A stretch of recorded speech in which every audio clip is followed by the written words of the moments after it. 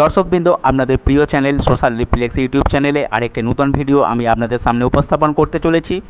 আগামী বছর ভারতের পূর্ব দিকের রাজ্য অসম রাজ্যে পশ্চিমবঙ্গের সঙ্গে বিধানসভা নির্বাচন অনুষ্ঠিত হতে চলেছে। এই বিধানসভা নির্বাচন অনুষ্ঠিত হতে আর এক বছরেরও কম সময় বাকি আছে। অসম রাজ্যে 126টি বিধানসভা আসনের জন্য বিভিন্ন দল এখন থেকে লড়াইয়ে ঝাঁপিয়ে পড়েছে। সংখ্যাগরিষ্ঠতার জন্য প্রয়োজন 65টি বিধানসভা আসন। বিগত 10 বছর ধরে বিজেপি এই রাজ্যে ক্ষমতায় আছে। বিজেপিকে পুনরায় এই রাজ্যে হ্যাট্রিক করতে চলেছে নাকি কংগ্রেসের প্রত্যাবর্তন হতে চলেছে তা জানার জন্য আপনাদের শেষ পর্যন্ত ভিডিওটি অবশ্যই দেখতে হবে। সদ্য সমাপ্ত পঞ্চায়েত নির্বাচনে অসম রাজ্যে বিজেপি ব্যাপক সাফল্য লাভ করেছে। বিরোধীদের দুর্মুষ করে প্রায় একচেটিয়াভাবে তারা পঞ্চায়েত নির্বাচনে নিজেদের সাফল্য বজায় রেখেছে। আগামী বিধানসভা নির্বাচনে কংগ্রেস কি 10 বছরের খরা কাটিয়ে এই রাজ্যে ক্ষমতায় ফিরতে পারবে নাকি বিজেপি টানা 3বার এই রাজ্যে ক্ষমতা দখল করবে তা আপনারা দেখুন। বর্তমানে অসম রাজ্যে এনডিএ জোটের দখলে আছে। এনডিএ জোটের শরিকগুলি হলো ভারতীয় জনতা দল, অসম গণ পরিষদ এবং ইউনাইটেড পিপলস পার্টি। এই তিনটি দল গত লোকসভা নির্বাচনে একত্রভাবে প্রতিদ্বন্দ্বিতা করেছিল। বিরোধী শিবিরে আছে Congress, all India Democratic front এবং বামফ্রন্টের বিভিন্ন দলগুলি। 2021-এর বিধানসভা নির্বাচনে এনডিএ জোট এখানে 84টি বিধানসভা আসনে জয়লাভ করেছিল। এনডিএ জোটের শরিক বিজেপি 64টি বিধানসভা আসনে জয়লাভ করেছিল। অসম গণ পরিষদ 8টি বিধানসভা আসনে জয়লাভ করেছিল এবং ডেমোক্রেটিক 7টি বিধানসভা আসনে জয়লাভ করেছিল। বিজেপির সহযোগী ছোট ছোট নির্দলরা আরও 5টি বিধানসভা আসনে জয়লাভ করেছিল। সর্বমোট গত বিধানসভা নির্বাচনে এনডিএ জোট 84টি বিধানসভা আসন নিজেদের দখলে রাখতে সক্ষম হয়েছিল। অন্যদিকে বিরোধী দলের মধ্যে কংগ্রেস 22টি বিধানসভা আসনে জয়লাভ করেছিল।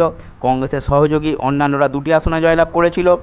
বড়োল্যান্ড পিপলস পার্টি এবং এআইইউডিএফ 15টি এবং 3টি বিধানসভা আসনে জয়লাভ করেছিল বিগত বিধানসভা নির্বাচনে। তো বন্ধুরা, তার আগে একবার আপনারা দেখে নিন 2024-এর লোকসভা নির্বাচনে এই রাজ্যের ফলাফল কেমন ছিল। অসম রাজ্যে হিন্দু জনসংখ্যা শতকরা 58 জন এবং মুসলমান সম্প্রদায়ের জনসংখ্যাও চোখে পড়ার মতো শতকরা 40% মুসলমান সম্প্রদায় এই রাজ্যে বসবাস করেন এবং অন্যান্য সম্প্রদায়ভুক্ত মানুষের সংখ্যা শতকরা 2 জন। 2024-এর লোকসভা নির্বাচনে অসম রাজ্যে 14টি লোকসভা আসনের মধ্যে প্রধান বিরোধী দল ভারতীয় জাতীয় কংগ্রেস 3টি লোকসভা আসনে জয়লাভ করেছিল। অন্যদিকে রাজ্যের শাসক দল বিজেপি 14টি লোকসভা আসনের মধ্যে 9টি লোকসভা আসন নিজেদের করায়ত্ত করতে সক্ষম হয়েছিল।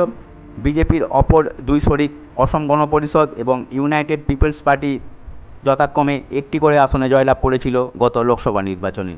সর্বমোট এনডিএ জোট অসম লোকসভা নির্বাচনে 14টি লোকসভা আসনের মধ্যে 11টি লোকসভা আসন নিজেদের দখলে রেখেছিল।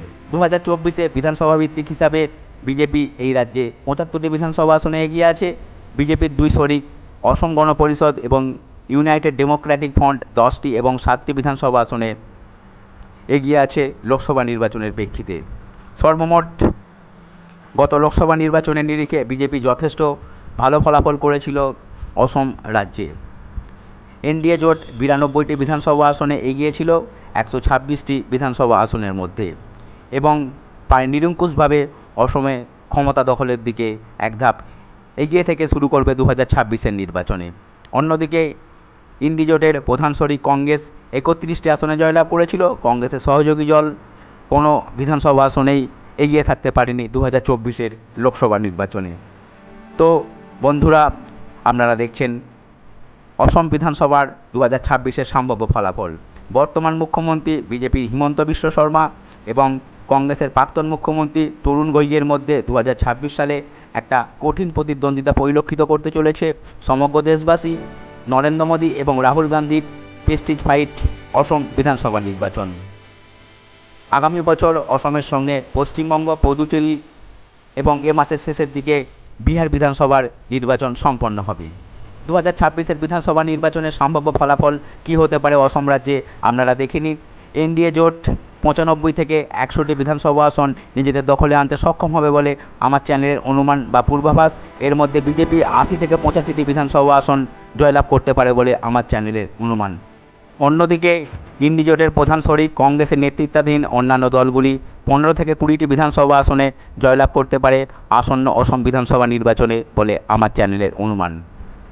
আরও এক প্রধান বিরোধী দল বদরুদ্দিন আজমলের AUIDF এবং অসম বড়োল্যান্ড পার্টি 6 থেকে 10টি বিধানসভা আসনে জয়লাভ করতে পারে আসন্ন অসম বিধানসভা নির্বাচনে।